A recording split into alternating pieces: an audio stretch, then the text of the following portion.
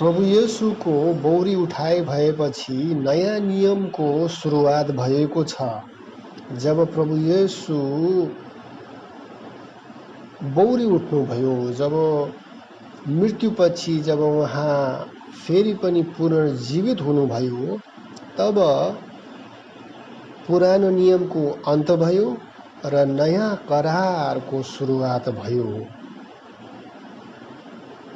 मत्ती 28 ले प्रभु येशूको पुनरुत्थान उहाँको बौरी उठाइ बारे बताउँदछ कि जब दुईजना स्त्री प्रभु येशूलाई हेर्न उहाँको शरीरलाई हेर्नलाई जब चिहानमा जब जानुभयो, तब तिनीहरूले त्यहाँ प्रभु येशूलाई भेटाएन। प्रभु येशूको शरीरलाई उहाँले देख्न पाएन। किन पाएन? किनकि प्रभु येशूको बौरी उठाइ भइसकेको थियो र त्यहाँ चिहान खाली थियो र त्यहाँ उनीहरूले चिहानको चिहानमा उहाँले एउटा स्वर्गदूत उहाँले देख्नुभयो र स्वर्गदूतले भन्यो कि प्रभु येशूको बौरी उठाइ भएको छ र यो सन्देशलाई चाहिँ तिमीहरूले चाहिँ उहाँको चेलाहरूको त्यहाँ पठाइदिनु र भनिदिनु कि प्रभु येशू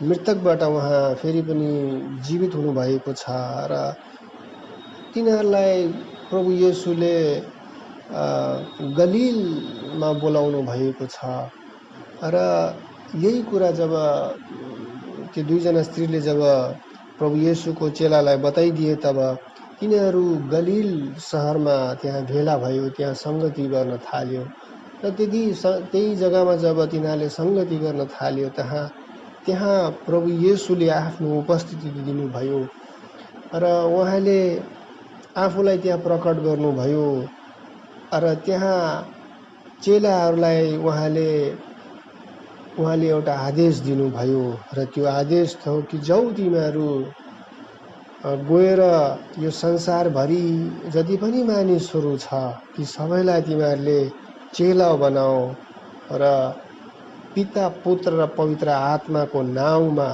तिनीहरूलाई बप्तिस्म देऊ भनेर त्यो आदेश उहाँले आफ्नो चेलाहरूलाई दिनुभयो। र यो जुन चाहिँ आदेश छ,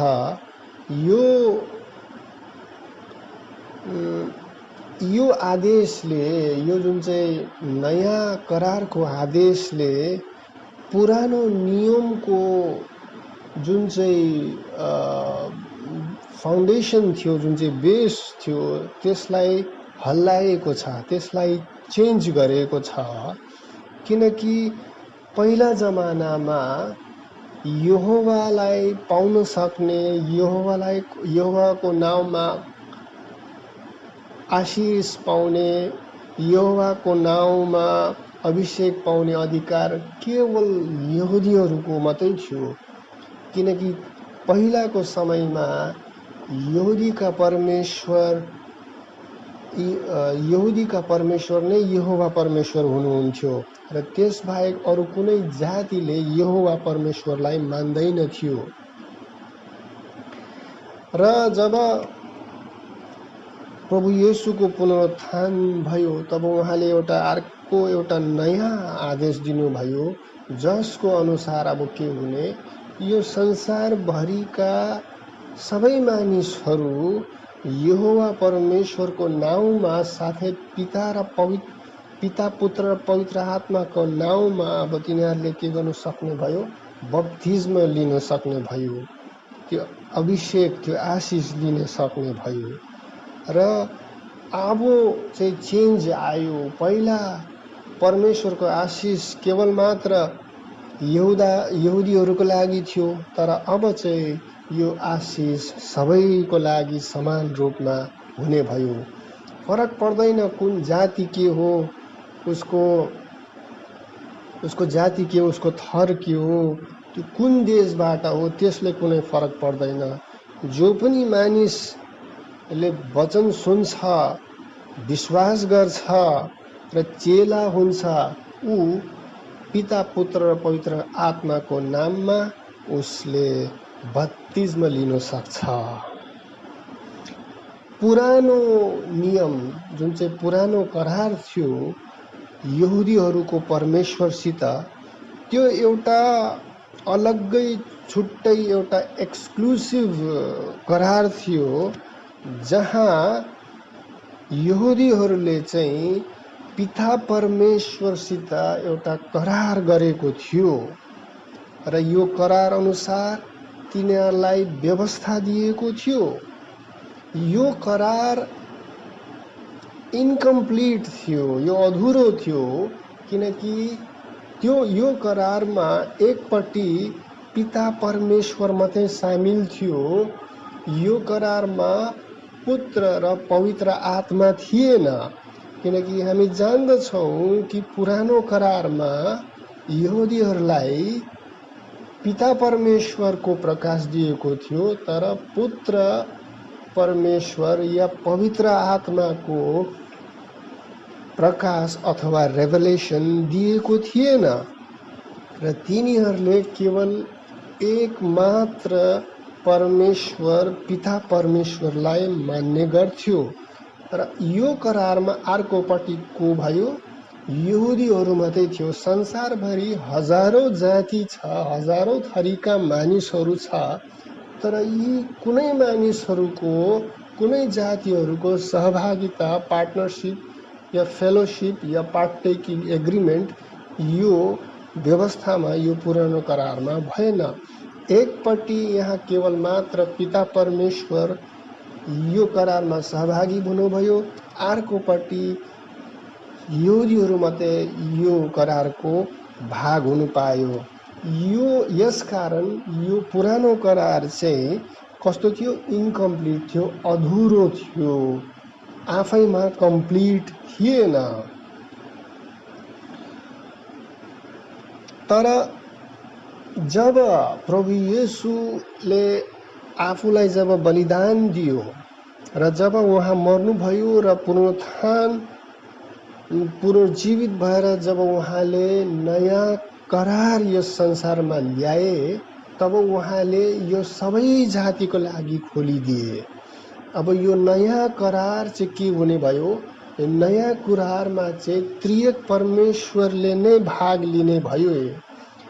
पिता पुत्र पवित्र आत्मा त्रिएक परमेश्वरको नाममा नै अब विश्वासीले अब बप्तिस्म लिने भए, आशिष लिने भए।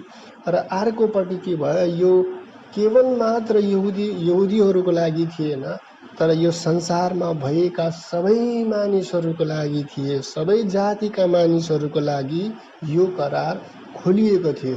यो करार कस्तो थियो? युनिभर्सल, सबैको लागि ओपन एउटा करार थियो र यो नयाँ नियमको नयाँ करार थियो। र यसर्थ हामीले चाहिँ राम्ररी बुझ्यो भने पाउँछौँ कि बाइबल यद्यपि पढ्दाखेरि हामीले त्यहाँ यहुदीहरूको बारेमा मात्रै पढ्न पाउँछौँ र यस्तो लाग्छ कि यो बाइबल चाहिँ यहुदीहरूको लागि हो र यो यहुदी धर्म हो जस्तो लाग्छ। तर राम्ररी बुझ्यो भने चाहिँ बाइबलको अन्त्यमा चाहिँ अन्य जातिहरूको लागि नै ढोका खोलिएको छ र बाइबलका परमेश्वरले आफ्नो जीवनलाई चाहिँ यो अन्य जातिहरूमा नै उहाँले खोल्नु भएको छ।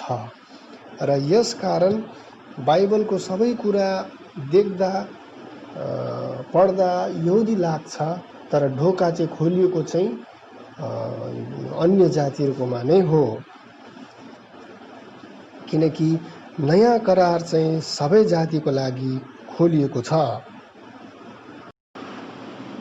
यहुदी र अन्य जातिहरूको सम्बन्धलाई, रिलेसनलाई राम्ररी चिन्नु हो भने, राम्ररी बुझ्नु भने बाइबलको एकजना व्यक्ति छ, बाइबलमा एकजना व्यक्ति छ, उसबारे जान्न अति नै आवश्यक हुन्छ र त्यो व्यक्तिको नाम हो मल्कीसदेक।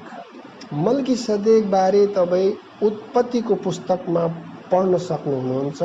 उहाँ जेरुसलेम अर्थात् सलेम देशका उहाँ राजा हुनुहुन्थ्यो र उहाँले अब्राहमलाई आशिष दिनुभएको थियो र अब्राहमले उसलाई गिफ्ट एउटा भेटीको रूपमा उहाँले दशांश पनि दिएको छ र हामी पाउँछौँ कि मल्कीसदेक बारे त्यहाँ त्यति नै लेखेको छ र मल्कीसदेक बारे अरू केही लेखेको छैन। त्यहाँ मल्कीसदेक बारे इन डिटेल हामीले त्यहाँ कहाँ कुरा कहानी पढ्न पाउँदैन। अब्राहम बारे मूसा बारे त्यहाँ तपाईँ इन डिटेल धेरै तपाईँले त्यहाँ बाइबलमा त्यो पढ्ने मेटेरियल तपाईँले पाउनुहुन्छ, तर मल्कीसदेक बारे त्यति छैन। र मल्कीसदेक बारे यहाँ उत्पत्तिको पुस्तकमा लेखेको छ।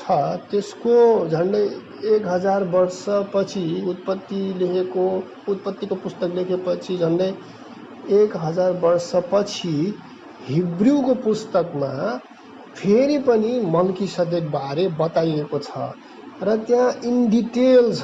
कतिपय कुरा कतिपय पोइन्ट्सहरू बताइएको छ, त्यो त्यहाँ इन डिटेल छ र मल्कीसदेकलाई राम्ररी चिन्नुको लागि चाहिँ त्यो पदहरू पढ्न हाम्रो लागि आवश्यक हुन्छ।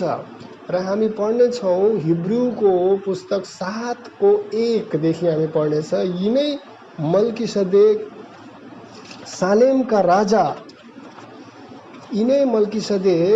सालेमका राजा र सर्वोच्च परमेश्वरका पुजारी थिए। राजाहरूलाई परास्त गरेर फर्कदा यिनले अब्राहमलाई भेटे र तिनलाई आशीर्वाद दिए। यिनैलाई अब्राहमले सबै थोकको दशांश छुट्याइदिए। यिनको नाउँको अर्थ अनुसार यिनी पहिले धार्मिकताका राजा र त्यसपछि चाहिँ सालोमका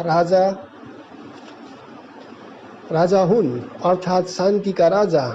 बिना पिता बिना माता बिना वंशावली, जीवनको आदि र अन्त्य नभएका तर परमेश्वरका पुत्र स्वरूप यिनी सदाकाल पुजारी भइरहन्छन्। अब विचार गर त यिनी कस्ता महान पुरुष थिए जसलाई अब्राहम कुलपिताले पनि विजयमा हासिल गरेका थोकहरूको दशांश दिए। पुजारी पदमा नियुक्त भएका लेवी वंशका मानिसहरूले आफ्नै दाजुभाइहरूबाट दशांश लिने आज्ञा व्यवस्था बमोजिम पाएका थिए। यद्यपि तिनीहरू पनि अब्राहमकै सन्तान थिए, तर लेवीका वंशावलीमा नपर्ने यिनै मानिसले अब्राहमबाट दशांश लिएका हुन् र प्रतिज्ञाहरू पाउनेलाई नै यिनले आशीर्वाद दिएका हुन्। यसमा विवाद गर्ने केही कुरै छैन कि सानाले ठुलालाई आशीर्वाद पाउँछ। यी पदहरूमा पढेर बाइबलको यी पदहरू पढेर कतिपय पोइन्ट्सहरू यहाँबाट निस्केर आउँछ। मल्कीसदेक बारे नम्बर 1, मल्कीसदेक उहाँ को हुनुहुन्थ्यो? उहाँ सालेम देशका राजा हुनुहुन्थ्यो। सालेम अर्थात् जेरुसलेमका उहाँ राजा हुनुहुन्थ्यो। नम्बर 2, मल्कीसदेक उहाँ को हुनुहुन्थ्यो? उहाँ पुजारी पनि हुनुहुन्थ्यो। कुन देवी अथवा देवताको पुजारी? एउटा प्रश्न आउँछ। त बाइबलले बताए अनुसार चाहिँ उहाँ चाहिँ यहोवा परमेश्वरको पुजारी हुनुहुन्थ्यो। अब यहाँ एउटा अब कुरा आउँछ भन्दाखेरि त्यो चाहिँ के हो भन्दाखेरि चाहिँ एउटा अयहुदी मान्छे, इजरायल बाहिरको मान्छे चाहिँ कसरी चाहिँ यहोवा परमेश्वरको पुजारी भयो? तर बाइबलले बताए अनुसार चाहिँ त्यस्तै हो। उहाँ यहुदी हुनुहुन्थेन। खासमा त्यति बेला यहुदीहरूको जन्म भएको थिएन। अब्राहम भर्खरै उहाँले आफ्नो जीवनको यात्रा सुरु गर्दै थिए र त्यति बेला पनि यहोवा परमेश्वरलाई मान्ने एउटा पुजारी मल्कीसदेक राजा थिए र यही फ्याक्ट हो। त्यति बेलाको समयमा फलिस्तीहरूको राजा मल्कीसदेकको परमेश्वर को थियो? यहोवा परमेश्वर थियो। भनेपछि अब कतिपय कुराहरू हाम्रो अगाडि आउँछ कि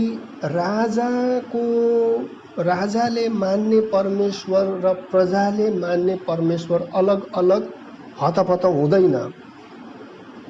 प्रजाले जुन भगवान, जुन देवता, जुन परमेश्वरलाई मानेको, ईश्वरलाई मानेको हुन्छ, प्रजाले जसलाई जुन देवी देवतालाई मानेको हुन्छ, त्यही देवी देवतालाई पनि राजाले नै मानेको हुन्छ। भनेपछि मल्कीसदेकले मान्ने परमेश्वर नै हुनुहुन्थ्यो भने, यहोवा परमेश्वर नै हुनुहुन्थ्यो भने सम्भवतः फलिस्तीहरूले मान्ने पनि यहोवा परमेश्वर हुनुपर्छ। तर फेरि के भयो, सम्भवतः पहिलाको जमानामा इजरायल देशमा जुन चाहिँ प्यालेस्टाइन छ, त्यहाँको बासिन्दाहरूको परमेश्वर चाहिँ यहोवा नै हुनुहुन्थ्यो र पछि तिनीहरूमा चेन्ज आयो र चेन्ज आएर तिनीहरूले अरू देवी देवता मान्न थाले, जस्तै कि बाल देवता, अस्तरोथ देवी, यो सब मान्नु थाले र पछि चेन्ज अझै आयो र आएर चाहिँ अहिले तपाईँ पाउनुहुन्छ कि यो फलिस्तीहरू जुन चाहिँ छ, तिनीहरूले इस्लाम धर्मलाई मान्छ, तिनीहरू मुसलमान हो अहिलेको जमानामा चाहिँ। तर पहिला चाहिँ बाल देवता, अस्तरोथ देवी देवतालाई मान्थ्यो र त्योभन्दा पनि अगाडि सम्भवतः तिनीहरूले यहोवा परमेश्वरलाई मान्थ्यो। तर यहोवा परमेश्वरलाई मान्थ्यो भन्ने सबुत त्यति पाउँदैन होला, किनकि यहोवा परमेश्वरको चाहिँ मूर्ति चाहिँ हुँदैन। यहोवा परमेश्वरको मूर्ति नहुँदाखेरि चाहिँ आर्कियोलोजिकल एभिडेन्स पाउनु गाह्रो नै छ।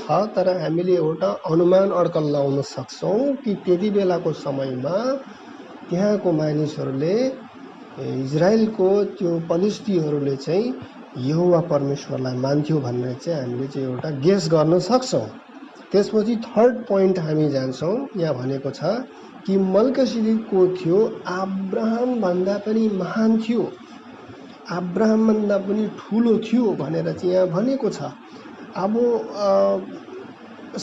बाइबललाई जब हामी हेर्छौँ, विशेष गरी पुरानो नियमलाई जब हामी हेर्छौँ, त्यहाँ सबभन्दा बेसी आशीर्वाद पाउने व्यक्ति को थिए? अब्राहम थियो, जसबाट यहुदीहरू निस्के, इस्माइलको सन्तानहरू निस्के, माने देशहरू, राष्ट्रहरू उसबाट निस्केर आए। सबभन्दा बेसी ठुलो आकारमा आशिष पाउने, आशीर्वाद पाउने, अभिषेक पाउने व्यक्ति को थिए? अब्राहम थिए। तर यहाँ अचम्मको कुरा के भन्दैछ भन्दाखेरि चाहिँ मल्किसेदेक ऊभन्दा पनि ठुलो, ऊभन्दा पनि अझै बढी ठुलो उहाँ हुनुहुन्थ्यो भन्ने कुरा यहाँ बताइएको छ, जो चाहिँ अचम्मको छ। अझै फेरि यो पदहरूलाई हेर्दाखेरि हामी अझै कतिपय पोइन्ट्सहरू पाउँछ जो चाहिँ अचम्म टाइपको छ, जसले एक प्रकारको मल्किसेदेक बारे एक प्रकारको मिस्ट्रीलाई जन्माउँछ। नम्बर 1, उहाँलाई के भनेको छ? बिना पिता र बिना माता, बिना वंशावलीको भनेको छ। उहाँ यस्तो व्यक्ति थिए जसको न पिता थियो न माता थियो र उहाँको कुनै वंशावली अथवा जिनियोलोजी थिएन, उहाँको कुनै जात थिएन, कुनै थर थिएन, कुनै फ्यामिली थिएन। थर्ड पोइन्ट यहाँ फेरि भनेको छ, उहाँको न आदि छ न कुनै अन्त छ, टाइमलेस, समयको बाहिरको उहाँ एउटा यस्तो व्यक्ति हुनुहुन्थ्यो जो समयको बाहिरको थियो। र अर्को भनेको छ उहाँ पुजारी हुनुहुन्थ्यो र सदाको लागि पुजारी हुनुहुन्थ्यो। र यो पदहरू पढेर कतिजना मानिसहरूले प्रचारकहरूले आफ्नो इन्टरप्रिटेसन लगाएको छ र गेस गरेको छ।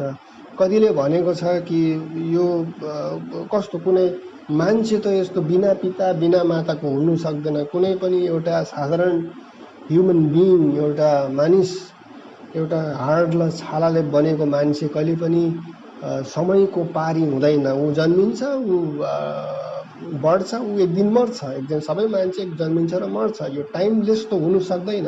बिना माता, बिना पिता, बिना जातको, बिना वंशावलीको कोही मान्छे हुनु सक्दैन। त हुनसक्छ यो मल्किसदेक भन्ने कुरा उहाँ आफै एउटा ख्रिस्ट नै थियो होला, सायद उहाँ क्रिस्ट जस्तै थियो होला, कुनै स्वर्गदूत थियो होला, कुनै एलियन जस्तै थियो होला। कि कसैले भन्छ कि यो मल्किसेदेक भन्ने खासमा कोही थिएन, यो एउटा कुरा मात्रै हो भन्नेहरू त्यस्तो पनि भन्छ। तर खासमा त्यो यो पदहरूलाई चाहिँ कसरी बुझ्ने, how to draw a meaningful conclusion from it. अब यसमा तपाईँले राम्ररी बुझ्नु पर्यो। पुजारीको पदमा विराजमान मल्किसदेक, पुजारीको पद, यो पुजारीको पद के हो? यो एउटा पोस्ट हो। एक्जाम्पल म तपाईँलाई दिन्छु, प्रधानमन्त्री अथवा राष्ट्रपतिको पद, यो पदमा कोही मान्छे बसिरहेको छ, एउटा मान्छे चुनाव जितेर आउँछ, त्यहाँ बस्छ र जान्छ, फेरि अर्को मान्छे आउँछ, ऊ बस्छ, फेरि जान्छ। राष्ट्रपतिको पद, यो अमेरिका राष्ट्रपतिको पद छ, चुनाव जितेर आउँछ, जर्ज बुश आयो, फेरि बिल क्लिन्टन आयो, फेरि बराक ओबामा आयो, फेरि यो डोनाल्ड ट्रम्प आयो। उहाँ आउँछ र बस्छ, जान्छ भनेपछि यो प्रेसिडेन्टको जुन चाहिँ पद छ, यो राष्ट्रपतिको जुन चाहिँ पद छ, यो व्यक्ति हो कि यो एउटा पोस्ट हो, एउटा चेयर हो भनेपछि यो व्यक्ति त हो, तर त्यसको साथमा बेसिकली यो के हो? यो एउटा पद हो। यो प्रधानमन्त्री, यो राष्ट्रपतिको जुन चाहिँ पद छ, यो एउटा पोस्ट हो, एउटा चेयर हो, एउटा पावर हो, यो एउटा अथोरिटी हो, जसमा कुनै मान्छे कुनै समयसम्मको लागि, कुनै टाइमसम्मको लागि, कुनै पिरियडसम्मको लागि ऊ बस्छ। त्यसै गरी यो मल्किसदेकको जुन चाहिँ पुजारीको पोस्ट छ, यो एकदमै महान छ, यो एकदमै ठुलो छ। यतिको ठुलो पुजारीको पोस्ट अरू कहीँ पनि छैन र यही परमेश्वरले बनाउनु भएको पोस्टमा मल्किसदेक आफ्नो समयमा उहाँ बस्नु भएको थियो, विराजमान गर्ने त्यो सौभाग्य उहाँले पाउनु भएको थियो।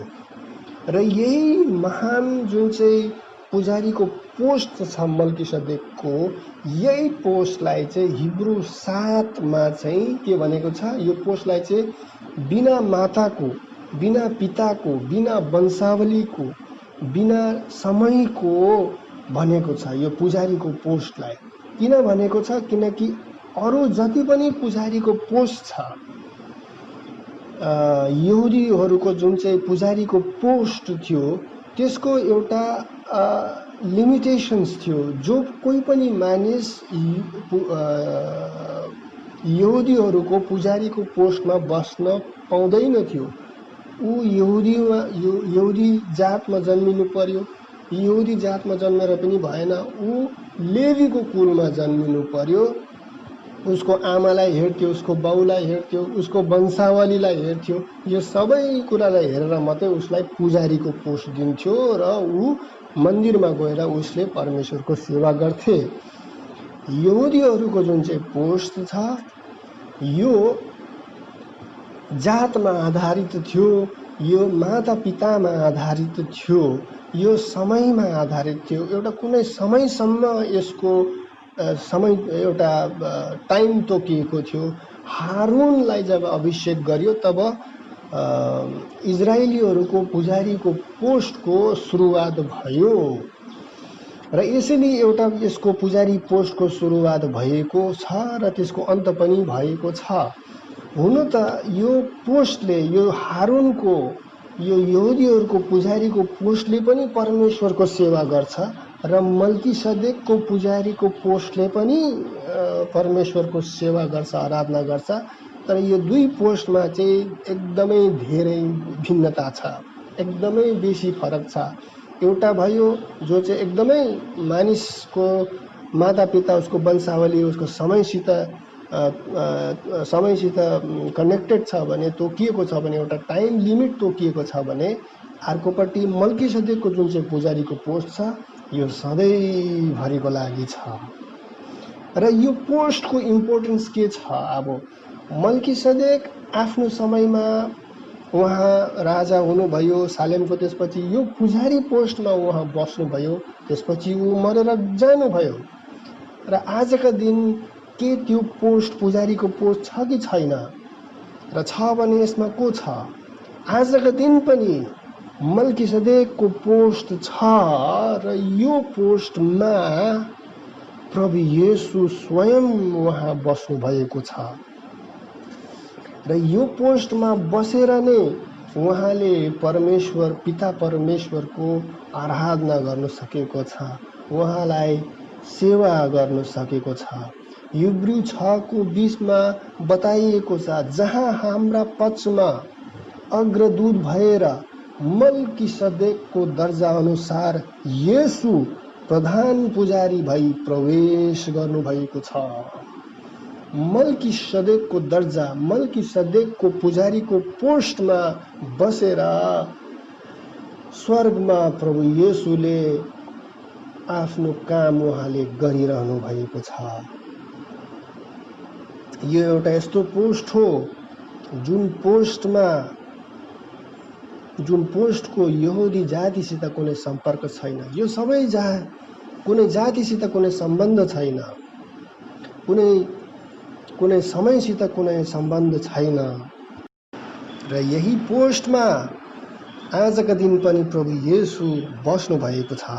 र यही मल्किसदेक को पुजारीको पोस्टमा भजन सङ्ग्रह यसको 10 पनि भनेको छ, 110:4 भनेको छ कि परम प्रभुले शपथ खानु भएको छ र आफ्नो मन बदलिनु हुने छैन। मल्किसदेकको दर्जा बमोजिम तिमी सधैँभरिको निम्ति पुजारी हौ। यो भनाइ कसको लागि छ? यो भनाइ, यो अगमबानी कसको लागि थियो? यो भनाइ, यो अगमबानी प्रभु येशूको लागि थियो र उहाँले आफ्नो अगमबानीलाई पुरा गर्नुभयो। र आजको दिन पनि प्रभु येशू प्रधान पुजारी भइकन मल्किसदेकको दर्जा बमोजिम उहाँकै पोस्टमा बसेर उहाँले परमेश्वरको सेवा गर्नुहुँदैछ, उहाँले परमेश्वरको आराधना गर्नुहुँदैछ। र जसरी पुरानो समयमा, पुरानो टाइममा जब यहुदीहरू मन्दिरमा जान्थे र पुजारी मार्फत नै तिनीहरूले बलिहरू चढाउँथ्यो, परमेश्वरसित सम्पर्क गर्थ्यो। र आजका दिन हामी डाइरेक्ट प्रभु येशूको त्यहाँ नै जान्छौँ र उहाँले नै हाम्रो सबै अर्ज बिन्ती, हाम्रो प्रार्थना परमेश्वर पिताको त्यहाँ राखिदिनुहुन्छ र सबै हाम्रो भेटीहरू उहाँले पितासम्म पुर्याइदिनु हुनुहुन्छ र पिताको आशीर्वाद पनि उहाँले हामी विश्वासीसम्म ल्याइदिनु हुनुहुन्छ। किनकि सबै काम प्रभु येशू मार्फत नै हुनुहुन्छ, किनकि उहाँ नै हाम्रो प्रधान पुजारी हुनुहुन्छ। आमेन।